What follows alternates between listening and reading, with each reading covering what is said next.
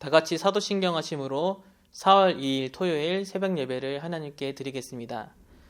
나는 전능하신 아버지 하나님 천지의 창조주를 믿습니다. 나는 그의 유일하신 아들 우리 주 예수 그리스도를 믿습니다. 그는 성령으로 잉태되어 동정녀 마리아에게서 나시고 본디오 빌라도에게 고난을 받아 십자가에 못 박혀 죽으시고 장사된 지 사흘 만에 죽은 자 가운데서 다시 살아나셨으며 하늘에 오르시어 전능하신 아버지 하나님 우편에 앉아 계시다가 거기로부터 살아있는 자와 죽은 자를 심판하러 오십니다. 나는 성령을 믿으며 거룩한 공교회와 성도의 교제와 죄를 용서받는 것과 몸의 부활과 영생을 믿습니다. 아멘. 오늘 함께 볼 말씀은 마가복음 12장 13절에서 27절까지 말씀입니다. 함께 읽겠습니다. 그들이 예수의 말씀을 책 잡으려 하여 바리새인과 헤롯 땅 중에서 사람을 보내매 와서 이르되 선생님이여 우리가 아노니 당신은 참되시고 아무도 꺼리는 일이 없으시니 이는 사람을 외모로 보지 않고 오직 진리로서 하나님의 도를 가르치심이니이다.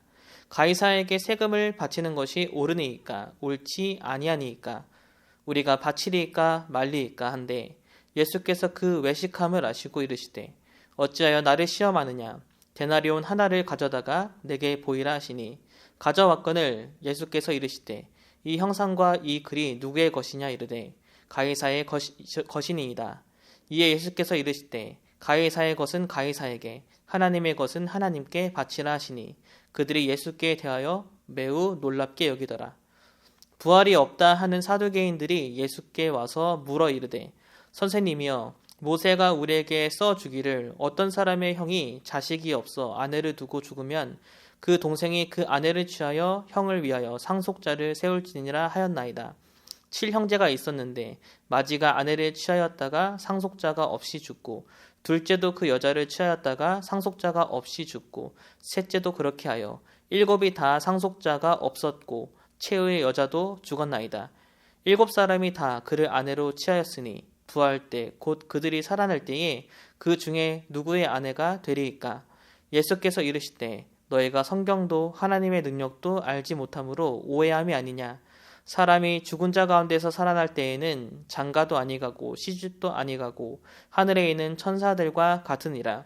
죽은 자가 살아난다는 것을 말할진대 너희가 모세의 책 중 가시나무 떨기에 관한 글에 하나님께서 모세에게 이르시되 나는 아브라함의 하나님이요 이삭의 하나님이요 야곱의 하나님이로다 하신 말씀을 읽어보지 못하였느냐. 하나님은 죽은 자의 하나님이 아니요 산 자의 하나님이시라. 너희가 크게 오해하였도다 하시니라. 아멘. 밤이 깊을수록 새벽이 더 가까이 온다라는 말이 있습니다. 어두운 밤은 고요하고 또 죽음의 시간으로 많이 알고 있고 성경도 그렇게 말하고 있습니다. 하지만 그 죽음의 시간들 속에서도 밤이 깊어지면 깊어질수록 어둠이 깊어지면 깊어질수록 결국 새벽이 더 가까이 오기 마련이죠. 그렇게 새벽이 찾아오고 생명의 시간이 다시 시작되는 것입니다. 지금 예수님은 예루살렘에 입성을 하셨는데요. 바로 예루살렘에서 또 이 땅에서의 마지막 일주일을 보내기 위해 그 고난주간이라고 하는 마지막 일주일을 보내시기 위해 지금 예루살렘에 입성하셨습니다. 십자가의 시간, 죽음의 시간이 점점 가까워지고 있고 점점 어두워지고 있는 상황이죠. 그렇게 예수님의 십자가가 가까워질수록 점점 어두워지고 있습니다. 예수님을 죽이고자 하는 모략들이 더 날새게 예수님을 공격해오고 예수님을 시험하여서 죄가 있다 하여서 넘어뜨리고 잡으려고 하는 그러한 움직임들이 더 많아지고 있습니다. 오늘 본문을 보시면 바리새인과 헤롯 땅 그리고 사두개인들이 예수님을 넘어뜨리고자 하는 질문 2가지로 구성이 되어 있습니다. 먼저 바리새인과 헤롯 땅의 질문인데요. 사실 이들에게 지금 이 질문을 시킨 것은 바로 대제사장 그리고 서기관들이었습니다. 이들은 정말 예수님을 죽이고 싶어 했고 그들의 당원이었던 바리새인 또 헤롯 땅 그리고 사두개인들에게 각자 자신들이 믿고 있는 논리, 갖고 있는 논리로 예수님을 한번 넘어뜨리라고 그렇게 지금 질문을 시키고 있는 것이죠. 먼저 헤롯 왕은 세금에 대해서 예수님께 질문을 합니다. 시험을 합니다. 질문은 아주 간단합니다. 가이사에게 세금을 바치는 것이 옳습니까? 옳지 않습니까? 우리가 세금을 내야 합니까? 내지 말아야 합니까? 이 질문은 굉장히 간단해 보이지만 그 안에는 너무나 교활한 의도가 숨겨져 있습니다. 당시 사람들은, 또 예수님을 따랐던 많은 회중들은 로마의 황제에게 세금을 바치는 것을 부당하게 여겼고 또 매우 그것을 버거워했습니다. 예수님이 세금을 내는 것이 옳다라고 얘기하면 사람들에게 대해서 인기를 잃어버리게 되는 것이죠. 반대로 세금을 내는 것은 옳지 않다라고 대답한다면 당장에 반역의 죄로 잡아 넣을 수 있기 때문에 이 질문은 매우 간단하지만 교활한 질문입니다. 우리가 그리스도인으로 이 땅에 살아가면서도 때로는 이러한 질문, 이러한 시험을 받기도 합니다. 아주 간단한 질문, 아주 간단한 상황임에도 불구하고 그 안에 숨은 의도에는 아주 서서히 우리의 믿음과 우리의 신앙을 넘어뜨리려고 하는 그런 시험이 숨겨져 있을 수 있다는 것이죠. 우리는 지금 코로나라는 전염병이라는 그 어려운 시험을 2년째 겪어가고 있습니다. 그러면서 우리의 믿음을 흔드는 이런 질문이 있을 수 있죠. 주일날 꼭 교회 가야 되나? 한 주 정도는 빠져도 되지 않을까? 영상으로 예배를 드리고 우리가 하고 싶은 일을 해도 되지 않을까? 이러한 시험이, 이런 아주 간단한 질문 안에는 우리의 믿음을 넘어뜨리려고 하는 그런 시험이 숨겨져 있을 수 있다는 거죠. 그러므로 우리가 그리스도인으로 이 땅을 살아가면서 겪게 되는 여러 가지 질문들, 여러 가지 시험들 속에서 이것을 분별할 수 있는 통찰력을 하나님께 구하면서 앞으로 보게 될 예수님처럼 하나님의 지혜로 그것을 대답하고 하나님의 지혜로 그것을 감당하고 넘어가기를 기도하며 나갔으면 좋겠습니다. 예수님의 대답은 정말 기가 막힌데요. 먼저 데나리온 하나를 가져오라고 하십니다. 그리고 그 데나리온 안에 어떤 형상이 있는지, 어떤 글이 있는지를 보게끔 하시는데 바로 황제의 얼굴, 황제의 글이 써 있습니다. 보통 그 당시에 이제 데나리온에는 이제 황제의 얼굴뿐만 아니라 종려나무 가지가 그려져 있는 경우가 많았는데요. 불과 얼마 전에 예수님이 예루살렘에 입성했을 때 사람들은 종려나무를 흔들었습니다. 바로 로마의 황제를 대신해서 우리를 통치해 달라고, 로마의 황제로부터 우리를 구원해 달라고, 우리를 다스리는 왕이 되어 달라고 그렇게 예수님께 요청을 했던 것이죠. 사람들은 예수님의 대답을 정말 기다렸을 겁니다. 더 이상 로마의 황제에게 세금을 바치지 마라. 이제 나를 따르라. 내가 너희를 구원하겠다. 이런 대답을 정말 원했을 것입니다. 하지만 예수님은 그런 혁명을 위해서 이 땅에 오셨나요? 그렇지 않죠. 우리의 죄를 용서하여 주시기 위해서, 우리와 하나님과의 관계를 회복하고 우리를 다시 하나님의 자녀로 거듭나게 하시기 위해서 화목제물로 이 땅에 오셨습니다. 십자가를 지시기 위해 지금 예루살렘에 입성하신 것입니다. 시험하고 넘어뜨리려는 그런 질문에 예수님은 절대 넘어가지 않습니다. 그리고 자신이 오신 목적을 분명하게 기억하죠. 아주 간단하게 이 질문을 파해하십니다. 가이사의 것은 가이사에게, 하나님의 것은 하나님에게 드려라. 이런 한 차례 시험이 끝난 후에 이번에는 사두개인이 질문을 시작합니다. 예수님을 넘어뜨리려고 질문을 하는 것이죠.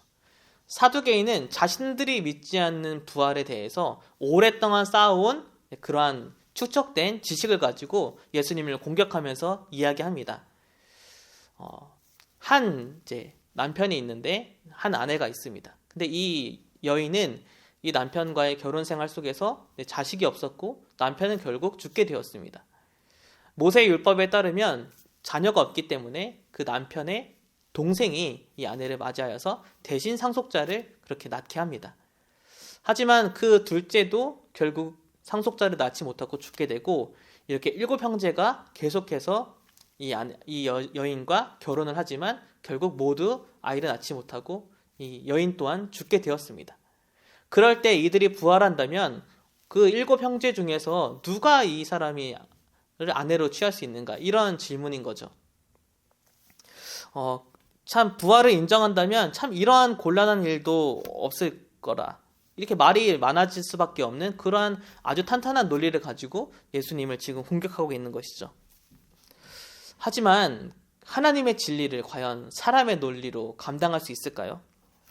사람의 논리로 아무리 진리를 거부하고 아무리 진리가 잘못됐다라고 말하려고 하고 자신의 신념을 주장하려고 해도 결국 하나님의 진리는 이 땅에서 이루어집니다. 하나님의 진리가 이 땅에 세워지고 이루어지는 것을 그 어느 누구도 그 어떤 논리도 막을 수 없습니다. 오늘 보신 바리새인과 헤롯 왕 그리고 사두개인 그리고 그들 위에 있는 대제사장과 서기관들은 예수님을 죽이려고 혈안이 되어 있습니다. 어떻게든 책을 잡아서 예수님을 죽이고 예수님을 가두려고 하고 있죠.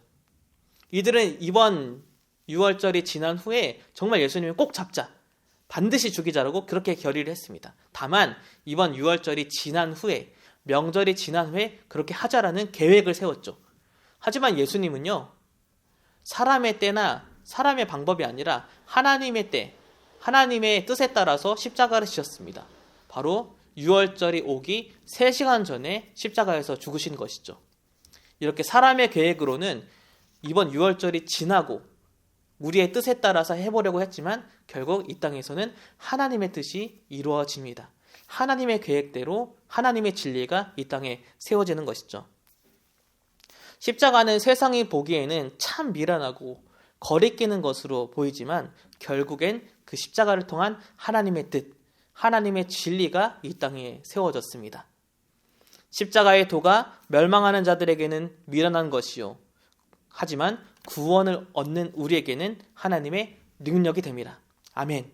많은 사람들이 우리의 믿음을 시험하고 또 우리의 믿음을 증명해보라고 그렇게 질문을 한다 하더라도 우리의 대답은 언제나 미련한, 거리끼는, 하지만 이 땅에서 세워진 하나님의 진리, 십자가가 되어야 합니다. 십자가만을 붙잡고 십자가만을 전할 때에만 바로 하나님의 구원의 역사가 이루어지기 때문입니다. 십자가를 통한 하나님의 구원의 역사는 그 어느 누구도 막을 수 없습니다. 그 어떤 질문으로도 그 어떤 신념으로도 십자가를 통한 하나님의 구원을 막을 수 없습니다. 그러니 우리 오직 예수 그리스도의 십자가를 더 든든히 붙잡읍시다. 세상에서 우리의 믿음을 흔드는 참 많은 질문을 받을 때에 그때에 하나님의 지혜로 감당하고 하나님의 지혜로 그것을 대답하되 우리의 대답은 언제나 예수 그리스도의 십자가, 그 하나님의 진리가 되었으면 좋겠습니다. 사순절을 지내면서 주님을 향한 묵상, 특별히 더욱 예수 그리스도의 십자가를 더 든든히 붙잡는 우리들이 되었으면 좋겠습니다.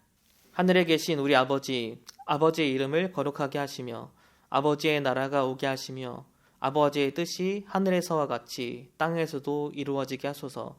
오늘 우리에게 일용할 양식을 주시고 우리가 우리에게 잘못한 사람을 용서하여 준 것 같이 우리 죄를 용서하여 주시고 우리를 시험에 빠지지 않게 하시고 악에서 구하소서.